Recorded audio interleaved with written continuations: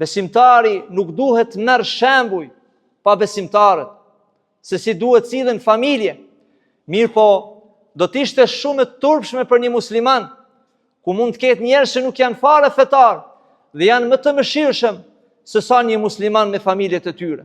Andaj, robi i Allahu duhet me qenë si një luan përballë armikut, si një luan kur është në betejë, me karakter kur del jashtë shtëpie, mirë po në shtëpinë e tij duhet të ketë mëshirë, duhet të ketë edukim, duhet të ketë frikën Allahut subhanahu wa taala. Ne në traditën tonë kemi gabime shumë të mëdha. Prandaj burrin shpesh herë cilësojmë me sjelljen që e bën ndaj familjes apo ndaj bashortës së tij. Kjo është krejtësisht koncepti i gabuar. Njerëzit më të fuqishëm që kanë përhapur Islamin lindje dhe perëndim kanë qenë të mëshirshëm ndaj bashortëve të tyre, kanë pas frikën Allahut subhanahu wa taala, kanë qenë ata besimtarë që kanë ruajtur nderin e tyre, kanë ruajtur moralin e tyre, kanë ditë kufit, mirë po kanë qenë ata të cilët kanë qenë të afërm, të buzëqeshur.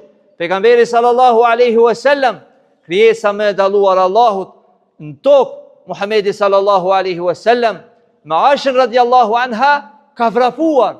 Pra, edhe kur ka qenë moshën më të re, edhe në moshën e pleqërisë. Pra, kanë bërë test vrapimin e tyre.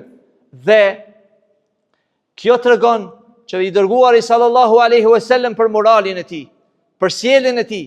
Andaj duhet me pas frikën Allahut subhanahu wa taala ata besimtar që i bëjnë padrejtësi, sepse siç ka thënë pejgamberi alayhi salatu wassalam, ai i cili vjen dhe i ka hin hak njerëz prej bashortëve, pra ka bën ndasi, ka bë zullum, ai do të vjen ditën e gjykimit. Wa shiqquhu ma'il, pra një pjesë e trupit do të jetë i gjymtuar, pra do të vjen me një pamje të trisht, dhe njerëzit sigurisht do të pyesin se çfarë ka ndodhur. Pra ka qenë njëri që i ka bërë padrejtësi familjes së tij.